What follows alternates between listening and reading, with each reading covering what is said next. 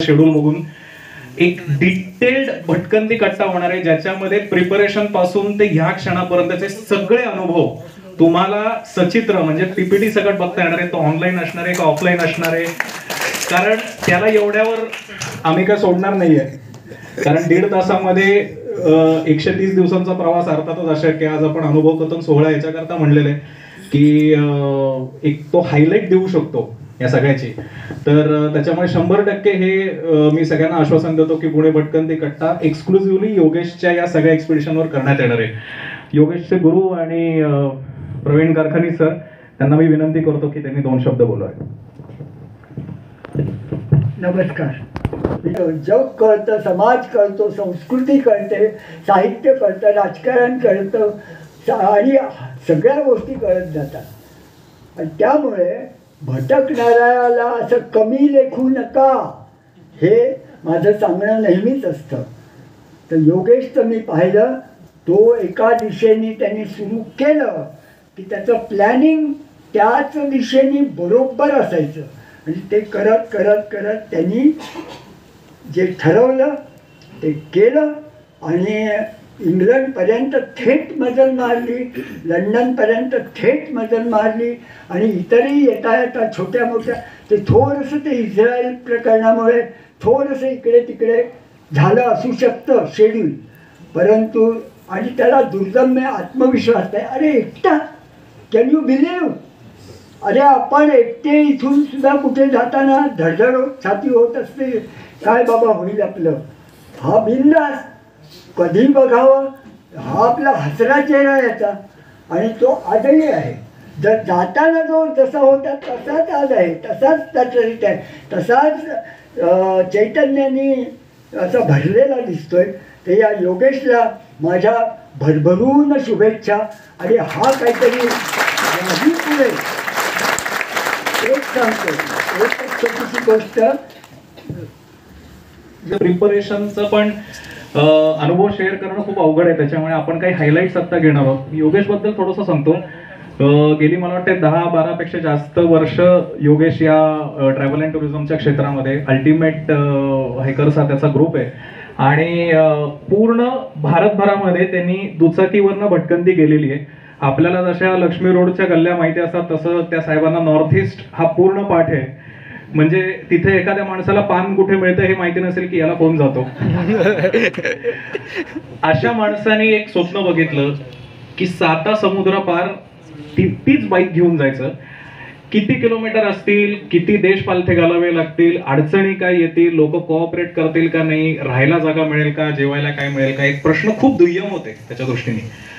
आणि हे सगळं करून मी मगाशी म्हटलं तसं सेफ्टी हा अटमोस्ट इश्यू त्यांनी किंवा अटमोस्ट कन्सर्न त्यांनी डोक्यामध्ये ठेवला आणि आज तो आपल्या पुण्यामध्ये आलेला आहे, महाराष्ट्रात परत आलेला आहे. याच्या पुढच्या कार्यक्रमाचं स्वरूप आपण असं ठेवूया की मी आता 7:15 वाजलेले आहेत, 8 वाजेपर्यंत मी योगेशला त्याला जे काही बोलायचंय, जे काही व्यक्त व्हायचंय त्याच्यासाठी आपण त्याला वेळ देऊया. आणि 8 ते 8:45 हे पूर्णपणे तुमच्यातला आणि त्याच्यातला संवाद असेल. तुम्हाला जे प्रश्न असतील त्याच्याकडनं जी उत्तर हवी असतील ती तुम्ही त्याला विचारू शकता. पुढे मी जसं म्हणलं तसं पुणे भटकंती कट्टा आहेच आहे, पण आता जी लोक जमलेले आहेत त्यांचं काही मिस होऊ नये म्हणून हा प्रयत्न आहे. तर अधिक वेळ न घालवता योगेश, मी आता तुझ्या हातात माईक देतो. एक थोडीशी योगेशची बॅकग्राऊंड सांगायची म्हणजे कराड जवळचं करांडेवाडी हे त्याचं गाव. शेतकरी त्याला म्हणजे शेतकरी फॅमिलीची त्याला बॅकग्राऊंड आहे. आणि हे सगळं असताना त्यांनी हे स्वप्न साकार केलेलं आहे. फंड रेझिंग कसं केलं वगैरे वगैरे ते सगळं आपण त्याच्याकडनं थोडंसं ऐकणारच आहोत. तर आता नाव ओव्हर टू योगेश.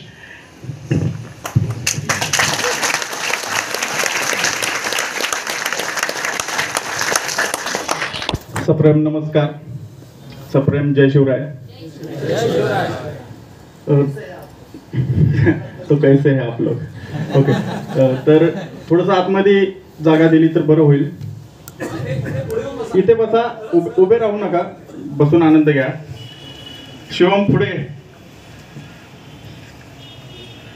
तर मी ही तुमच्यातलाच एक भटका आहे. काल इथे बसलो होतो, उद्या तिथे जाऊन बसणार आहे. तर मधल्या काळामध्ये काही घडलं ते तुम्हाला सांगायला इथे आलेलो आहे.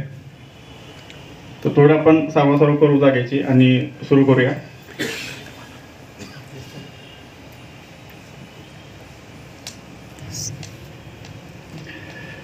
तर माझं नाव योगेश आलेकरी. ओंकार सरांनी ओळख करून दिलीच, हा भाऊ आहे माझा. तर काही वर्षापूर्वी एक स्वप्न पाहिलं होतं मी, मुंबई लंडन मुंबई. आता ते कसं जायचं, कुठं ट्रिगर पॉईंट, सर्वांचं तेच प्रश्न की इन्स्पिरेशन कुठून आलं, तो ट्रिगर पॉईंट काय होता. तर तो होता एका बॉर्डरवरचा. मला बॉर्डरवरती बाईक घेऊन जाऊ दिलं नव्हतं. तर तिथून मी आणखी 1000 किलोमीटर दुसऱ्या बॉर्डरला गेलो, अगदी भूतान देशाला वळसा घालून. तिथंही मला पुन्हा बाईक घेऊन जाऊ दिलं नाही, सुरक्षेच्या कारणास्तव. ती माझी सुरक्षा होती. तर त्यामुळे तिथं आज ठरवलं की आपल्याला एक टशन असते. तर मला बॉर्डरपर्यंत जाता नाही आलं. आता मी बॉर्डर पार करून पलीकडे जाणार. तर इथून हा स्पार्क उडलेला. आणि त्यानंतर मी अभ्यासाला लागलो. अभ्यास करता करता सरांचं एक पुस्तक माझ्या वाचनात आलं. रात्रभर पुस्तक वाचलं, सकाळी सरांना फोन केला. आयुष्यात पहिलं PDF पुस्तक खरेदी केलेलं. PDF या गोष्टीसाठी पैसे देणे हे मला न पटणारी गोष्ट होती, पण ते लॉग इन होत नव्हतं. त्यासाठी काही पैसे भरायचे होते bookganga.com वरती. तर पहिलं आयुष्यातलं PDF पुस्तक खरेदी केलं, वाचलं. सकाळी सरांना फोन केला, त्यांच्या घरी गेलो, त्यांना विचारलं, मार्गदर्शन त्यांचं घेतलं. आणि तिथून मी जगातल्या वेगवेगळ्या देशाचा अभ्यास वगैरे केला आणि प्रवासात म्हणजे प्रिपरेशनला सुरू झाले. तर मधल्या काळामध्ये 3-4 वर्ष गेली, कोविड वगैरे वगैरे सर्व ते झालं सर्व. आणि या प्लॅनमध्ये माझं म्यानमार देशाचे माझ्यावरती खूप मोठे उपकार आहेत. एका देशाचे माझ्यावरती उपकार आहेत. तुम्हाला ऐकल्यानंतर प्रश्न पडला असेल की असं कसं. तर त्याची छोटी गोष्ट सांगतो. माझ्या डोक्यात होतं की मुंबई लंडन मुंबई हा खूप मोठा प्रवास आहे, खूप खर्चिक विषय आहे आणि खूप वेळेचा आहे. तर याच्यासाठी थोडं आणखी वेळ घेऊया आपण, आणखी 4-5 वर्ष थांबूया. त्याच्या आधी मुंबई ते सिंगापूर हा प्रयोग करूया. तर त्यासाठी मी मुंबई टू सिंगापूर प्रयोग करण्यासाठी सर्व कार्यक्रम झाला माझे थोडंसं असं कार्यक्रम वगैरे असे शब्द येतील, सांभाळून घ्या बोलण्याच्या ओघामध्ये. तर कार्यक्रम म्हणजे प्रिपरेशन मराठीमध्ये. तर त्यानंतर म्यानमारमध्ये एस्कॉर्टची सिस्टम आहे, तिथे आपण सेल्फ ड्राईव्ह करू शकत नाही. मी एजंटला फोन केला की तुमची बॉर्डर कधी ओपन होणार, आपल्याला सुरू करायचं आहे कार्यक्रम प्रिपरेशन. आणि तो बोलला 1 महिन्यानं ओपन होईल. मी 1 महिने 2 महिने वाट पाहिली, बॉर्डर ओपन होत नव्हती. अगेन पुन्हा टशन की हे होत नाही, तर आता काहीतरी मोठं केलं पाहिजे. तर पुढे जो प्लॅन होता मुंबई लंडन तो घेतला. माझा अभ्यास तर ऑलरेडी सर्व प्लॅनवरती होता, मुंबई टू सिंगापूर असेल, मुंबई टू लंडन असेल. मग वेळ कमी असल्यामुळे मी थोडा धावता आढावा घेतोय आपल्या प्लॅनबद्दलचा. आणि ऑक्टोबर 2022ला मी डॉक्युमेंटची तयारी सुरू केली. त्यावेळी मी यासारख्या माणसांकडे गेलो, तर त्यांनी मला सांगितलं की हा तू करू शकतो, हे सर्व काय असेल ते. पण काही मी फंडिंगसाठी काही कंपन्यांकडे गेलो, त्यांचे उत्तर तुम्ही ऐकलं तर हसू येईल. तर काही एका व्यक्तीने मला विचारलं, तुला लंडन कुठे माहिती नाही, तू एकदा नकाशा बघ, तिथे कळेल, मग तूही सोडून देशील ना. जाऊन बघतो. मी जाऊन बघितलं आणि पुन्हा त्यांच्याकडे गेलो नाही. काहींचं म्हणणं होतं की तू गेलास तर मागे येण्याची गॅरंटी नाही, त्यामुळे आम्ही तुम्हाला पैसे देऊ शकत नाही. सुरक्षेचं काय. काही लोकांनी मला सांगितलं की तुम्ही पाठीमागे एक बॅकअप व्हेकल ठेवा, त्याच्यामध्ये 4 सुरक्षेची व्यवस्था सर्व करा आणि त्यानंतर आम्ही तुम्हाला देतो. मी बोललो किती देणार, ते बोलले 5 ते 10 लाख रुपये. म्हटलं ती बॅकअप व्हेकल घेण्यासाठी मला 1 करोडचा खर्च येणार आहे, तुम्ही 1 करोड 5 लाख रुपये देणार असेल तर मी सर्व करतो. तर तेही कॅन्सल झाला. तर सर्व ह्याच्यामध्ये राईडमध्ये सर्वांचा प्रश्न होता, प्रचंड प्रश्न होते, पैशाचं काय. तर या इथे बसणारे बरेचसे माझे स्पॉन्सर्स आहेत. यासाठी एकाच ब्रँडनं स्पॉन्सर केलेला आहे. तो ब्रँड, तो स्पॉन्सरशिपचा ब्रँड म्हणजे मित्रप्रेम. तर या त्याच्यामध्ये 3 आकडी असेल, 5 आकडी असेल, 2 आकडी असेल. तर असे काही म्हणजे मी कोणाला आव्हान वगैरे काही केलं नव्हतं. मी प्रवासाला निघालोय, मला पैशाची गरज पडू शकते म्हणून माझा पाठीमागे एक मित्र बसलेला आहे, त्याची मार्च महिन्याची पूर्ण सॅलरी आली होती, काहीतरी भरपूर होती, ती मला त्याने पाठवली. मी त्याची एक अशी कौतुकाची थाप म्हणून पोस्ट टाकली. त्यानंतर आणखी काही लोकांना वाटलं की अरे आपण करू शकतो. तर काही न करता म्हणजे कोणती अनाउन्समेंट न करता मित्रप्रेम खूप माझ्या अकाउंटमध्ये जमा झालं होतं थोडंफार. तर त्याच्यामध्ये माझी प्रिपरेशन होऊन गेली. असेच नंतर परतीच्या प्रवासामध्ये पण थोडीशी अडचण जाणवत होती मला. तसंच एका ग्रुपवर डिस्कशन केलं, त्यात तिथेही मला आणखी मित्रप्रेम उपाळून आलं आणि मी महाराष्ट्रापर्यंत पोहोचलो. ओके. तर अडचण सर्वात मोठी भारतामधली अशी आहे, आज यांनी सांगितलं असेल की मी पहिला मुलगा आहे, पहिला भारतीय आहे रिटर्न येणारा, मुंबई लंडन मुंबई. तर भारतातून बरीच लोक लंडनला गेली, ती चायना मार्गे गेली, रशिया मार्गे गेली, Myanmar, Laos, China, Mongolia, Russia नंतर. तर अशा प्रकारे बरेच लोक गेलेले, तुम्ही प्लॅन बघितले असतील, 4 व्हीलर असेल, 2 व्हीलर वगैरे असेल, काही ग्रुपमधून गेले. तर मिडल ईस्ट मार्गे जाणारा मी 3रा आहे. याच्या आधी 2007 साली विशाखापट्टणमचा एक व्यक्ती गेला होता मिडल ईस्ट मार्गे, इराण, टर्की वगैरे करून. त्याच्या आधी प्रवीण सर गेले होते, ते 77 साली ते ग्रुपमधून गेले होते. आणि त्यानंतर 13 साली आणखी एक कर्नाटकचा व्यक्ती गेला होता 2013, आणि 23 नंतर मी. तर असा 3रा सोलो मिडल ईस्ट आणि सोलो रिटर्न येणारा. मग लंडनपर्यंत सर्वच गेले होते. परतीच्या प्रवासामध्ये मला असं वाटलं, ते सांगेनच मी नंतर, ते रिटर्न जावं. तर मी नंतर आलो तर हे का असं होतं, हे नंबर इतके छोटे का आहेत, ह्या प्लॅनेटवरती सर्वात पॉप्युलेटेड कंट्री आपली आहे आणि त्याच्यामध्ये नंबर हे 2 डिजिट 3 डिजिटही नंबर नाही आहेत. अगदी 15 ते 20 लोक हे करणार असतील. कोण असं 15 ते 20 लोक हे असा प्रयोग मुंबईवरून लंडनला जाणारे खूप कमी लोक आहेत. तर याचं कारण असं आहे की आपल्या बॉर्डर सर्व क्लोज आहेत आणि भारत ही कार्नेट कंट्री आहे. कार्नेट कंट्री म्हणजे बाईकचा पासपोर्ट लागतो, त्याची प्रचंड प्रमाणात खर्च असतो. तो आपल्या बाईकची जी किंमत आहे त्याच्या 200% डिपॉझिट द्यायचं, त्याच्यानंतर लाखो रुपयाची फी द्यायची, त्यानंतर ती परवानगी मिळते आणि त्याच्यानंतर पुढचा प्रश्न आहे की गाडी कुठेतरी विमानात किंवा शिपमध्ये हे करून दुसऱ्या कंट्रीत न्यावी लागते, पाकिस्तानमुळे जसं सरांनी सांगितलं. तर त्यामुळे हा राईड सुरू होण्याच्या आधीच 5.5 ते 6 लाख रुपयाचा खर्च होतो. त्यामुळं इथूनच आपली सुरुवातच होते 5 ते 6 लाखाच्या खर्चाची. त्यामुळे हे नादाला कोणी लागत नसेल. मी काय मोठा म्हणून नादाला लागलो असं नाही. माझं म्हणणं होते 5 लाख रुपयानं आणखी 2 वर्ष जास्त काम करता येईल. मेहनत केली, पैसा येतो, पैसा आला की आपली हौस पूर्ण होते, आपण म्हणू शकतो लाईफ सही आहे. तर अशा प्रकारे प्लॅन झाला माझा. मी मुंबईला निघालो होतो. खूप प्रचंड अडचणी होत्या. मी 1 मेला निघणार होतो, पण इतकी अडचणी आल्या. मी 4 ऑगस्टला निघालो, जो की माझा रिटर्नचा प्लॅन होता. 10 ऑगस्टला भारतात परत येणे, मुंबई लंडन करून फ्लाय करून रिटर्न येणे असा प्लॅन होता. मी 4 ऑगस्टला निघालो. पाऊस होता, निसर्गाची मला साथ मिळाली. यावर्षी सर्व पृथ्वीवरती पाऊस 1 महिना डिले झालेला आहे. तुम्ही बातम्या वाचल्या असतील की सप्टेंबर महिन्यामध्ये सुद्धा युरोपमध्ये पाऊस नव्हता. अगदी ऑक्टोबरचे 15 आले तरी ऑटोम आला नव्हता. मी जेव्हा ऑस्ट्रिया सोडून बल्गेरियामध्ये आलो तेव्हा ऑस्ट्रियामध्ये ऑटोम सीझन सुरू झाला होता, ऑटोम एंड झाला होता आणि स्नोफॉल सुरू व्हायला लागली होती. मी टर्की सोडून जॉर्जियामध्ये आलो तेव्हा टर्कीचं टेम्परेचर डाऊन झालं होतं. म्हणजे कोणीतरी म्हटलेलं नाही, ती मेहनत काहीतरी आहे ना, ती पुरी कायनात काम लग जाती आहे. तर कदाचित निसर्ग सुद्धा वाट बघत होता की हा देश पार करेल, त्यानंतर आपण आपल्या कामाला लागू. तर अशी ही जर्नी आहे. तर याच्यासाठी मेहनत एवढी केली होती मी.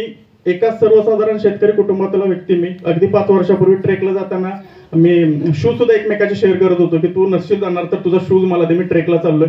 अशा परिस्थिती आमची ट्रेकची होती. तर माझे मित्र इथं बसलेले आहेत, तसे ते सर्व बघणार आहे. तर त्यामुळे हा खूप मोठा माझ्यासाठी पल्ला होता, पण ध्येय होतं की हे करायचं, त्यासाठी काहीही करावं लागेल, किती मेहनत करावी लागेल वगैरे वगैरे कार्यक्रम. तर तो केला. मी प्रवासाला लागलो. इराणमध्ये गेलो.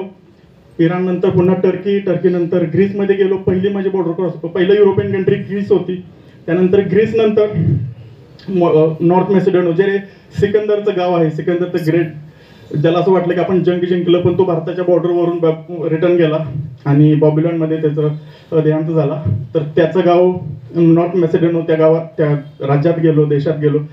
त्याच्या पुढे गेल्यानंतर ऑगस्ट महिन्याचा एंड सुरू होता आणि मी ठरवलं की आता इथून लंडन खूप जवळ आहे. मी जर या वेगात प्रवास केला, म्हणजे दिवस रात्र म्हणजे रात्रीच्या 12 ते 11 वाजेपर्यंत मी गाडी चालवत होतो. दिवसा पूर्ण साईट सीइंग असेल ते करून घेणे, एकदा अंधार पडला की पुन्हा 300 किलोमीटर राईड करणे 11 ते 12 वाजेपर्यंत. कारण युरोप खूप मोठा आहे, विजा लिमिटेड होतं, माझ्याकडे दिवस कमी होते. तर त्यासाठी मी खूप वेगात प्रवास करत होतो. कंटाळा वगैरे असले प्रकार काही माझ्याकडे नव्हते. मी ते सर्व मुंबईत सोडून गेलो होतो, त्यामुळे त्याचा प्रश्नच नव्हता. तर असं कळलं की या वेगात जर गेलो तर अगदी 15 ते 20 दिवसात मी लंडनला पोहोचेन. आणि हे जे काही मजा सुरू आहे, हे जे काही आपल्या आयुष्यातले गोल्डन डेज आहेत, हे इतक्या लवकर संपवायला नकोत. त्यामुळे मी एक क्रांतिकारी निर्णय घेतला की ही राईड लंडनला न संपता ही राईड मुंबईला संपेल. तर त्यावेळी मी 2 प्लॅन बनवले होते. एक होता टर्कीमध्ये, म्हणजे परतीचा प्रवास सांगतो, माझा हा प्रवास पूर्णही झाला नव्हता. तर मी युरोपमध्येच कुठल्या तरी रस्त्यात होतो आणि एक दिवस मी पूर्ण दिवस राईड करता करता डोक्यात तोच विचार होता की रिटर्नचा मार्ग कोणता.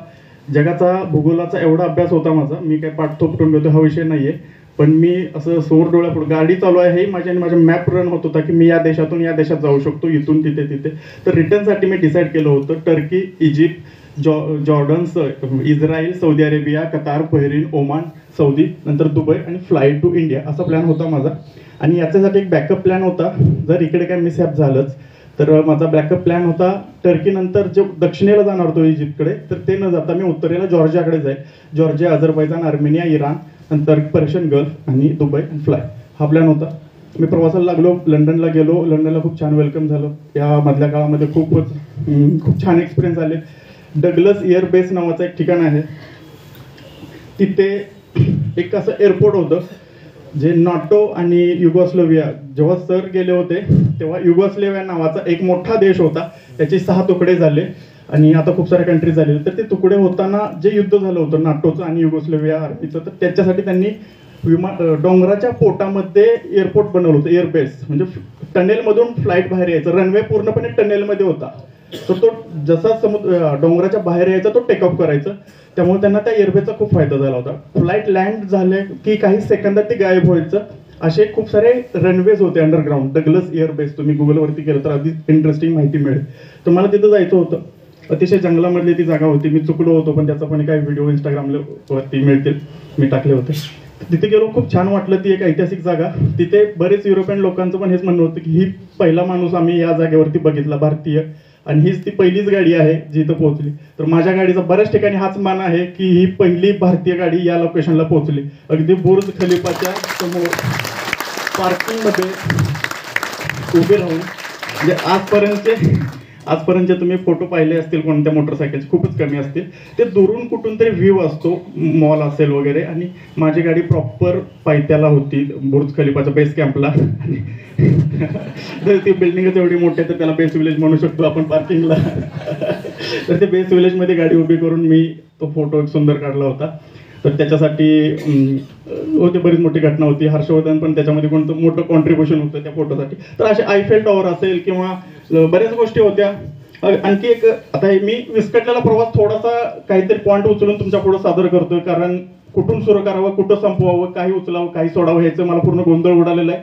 आपल्याला वेळ कमी आहे आणि प्रवास खूप मोठा आहे. आज 135वा दिवस आहे, उद्या 136वा असेल आणि ही जर्नी उद्या संपेल. तर 136 दिवसामध्ये प्रचंड गोष्टी घडलेल्या आहेत. प्रत्येक रेस्टॉरंटची गोष्ट आहे, प्रत्येक नाईटची एक गोष्ट आहे, प्रत्येक बॉर्डर क्रॉसिंगच्या स्टोरीज आहेत, प्रत्येक दिवसाचे अनुभव आहेत. मी अगदी रेस्ट करायला बसलो एकदा तरी मला बाजूला बंदुकीची गोळी सापडली. म्हणजे अगदी रेस्ट करायला 10 मिनिटं घेतली तर त्याचीही नवीन गोष्ट माझ्या आयुष्यात घडलेली आहे.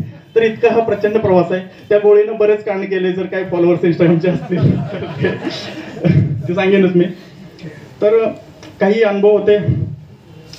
मी पोचलो लंडनला, आणि माझं पहिलं लंडनला गेल्यानंतर लोकांची इच्छा असते काय ते बकिंगहॅम पॅलेस असेल, राजवाड्या असतील, काही असतील, ते टावर ब्रिज वगैरे असेल, ते सर्व होतंच. पण त्याच्यासोबत आणखी एक ठिकाण होतं की हे ऑन वे, जे जगातलं पहिलं पुस्तकांचं गाव, त्या गावाला मला भेट द्यायची होती. माझं स्वप्न होतं त्या गावाला भेट देणे, पण मी कष्टच एवढे केले की मी बाईक घेऊन त्या गावात गेलो. ते आणखी आनंद माझा दोघीनेच झाला. यार हे स्वप्न होतं, पण मोटरसायकल घेऊन आपण त्या गावात आलो. तर त्याच्यामागे 2017 साली सरांचं एक व्याख्यान मी ऐकलं होतं. त्यांनी भिलार, भारतातलं पहिलं गाव हे सर्वांना माहिती आहे, त्याच्यासोबत त्यांनी उल्लेख केला होता हे ऑन वे, हे जगातलं पहिलं पुस्तकाचं गाव आहे. मी ताबडतोब नोट करून घेतलं, आणि अशा एक एक लाईनमुळे, एक एक नोटमुळेच ह्या प्रवासाचा काय बोलतो तो पायाभरणी झाली असेल किंवा प्रिपरेशन झाली असेल. ती एक नोट मी नोट करून घेतली होती, हे ऑन वे. तर माझं टार्गेट ते होतं वेल्सला जाणे, आणि त्याच्यासोबत आणखी होतं की मला बाईक घेऊन अटलांटिक महासागराच्या किनाऱ्यावरती जायचं होतं. कारण एशिया, युरोप आणि आफ्रिका हे 3 कॉन्टिनेंटचा एक ग्रुप आहे, आणि त्याच्या पलीकडे अमेरिकन कॉन्टिनेंट आहे. तर ह्या जमिनीच्या प्लॅनेटवरच्या मी थोडा ग्लोबल विचार करायला लागलो होतो. मी जिल्हे तालुके वगैरे सोडले होते. हे जगात मोठं काय आहे, ही जागा आहे. जगातली जमिनीचा मोठा तुकडा कोणता आहे त्या प्लॅनेटवरचा, तर हा तुकडा आहे. तर या तुकड्याच्या त्या टोकाला आपण जायचं गाडी घेऊन आपली. तर तसं करता मी अटलांटिक महासागराच्या किनाऱ्यावरती गेलो. येता येता त्या गावात गेलो, लंडनमध्ये आलो, स्वागत वगैरे झालं. मधल्या काळामध्ये मी ठरवलं होतं की परतीचा प्रवास पण आपला बाईकचाच झाला पाहिजे. त्याच्यामुळे माझं एक काम वाचलं होतं की तिथे जाऊन शिपिंग कंपनी शोधणे, कस्टम तिथले रूल किंवा त्यांच्या पाठीमागे लागणे, फॉलोअप घेणे, पाऊंड्स आणि INR मधले काय करायचं होतं, ही बरीच कामं माझी वाचली. कारण मी ठरलं होतं परतीच्या प्रवासाला लागायचं. पण परतीच्या प्रवासात एक मोठं काम वाटलं होतं. तर ते करता एक डंकिर्क नावाचा किनारा आहे. डंकिर्क कुणी ऐकलं असेल? डंकिर्क 3.5 लाख सैनिकांचं तिथून रेस्क्यू झालं होतं, आणि त्या विन्स्टन चर्चिल आणि त्या गोष्टीला मिरॅकल बोललं होतं. तर म्हटलं चला हा मिरॅकल नावाचं ठिकाण ज्या ठिकाणी घडलेलं आहे तो किनारा तर कसा आहे पाहूया. तर जसं मी फ्रान्समध्ये आलो परतीच्या प्रवासामध्ये, 27 कंट्री झालेले, त्यातले 4 कंट्री रिपीट पण झालेले आहेत. त्याच्यामध्ये त्यातली रिपीटवाली कंट्री माझी फ्रान्स होती. पुन्हा फ्रान्समध्ये उतरलो, डंकिर्कला गेलो, तो किनारा पाहिला.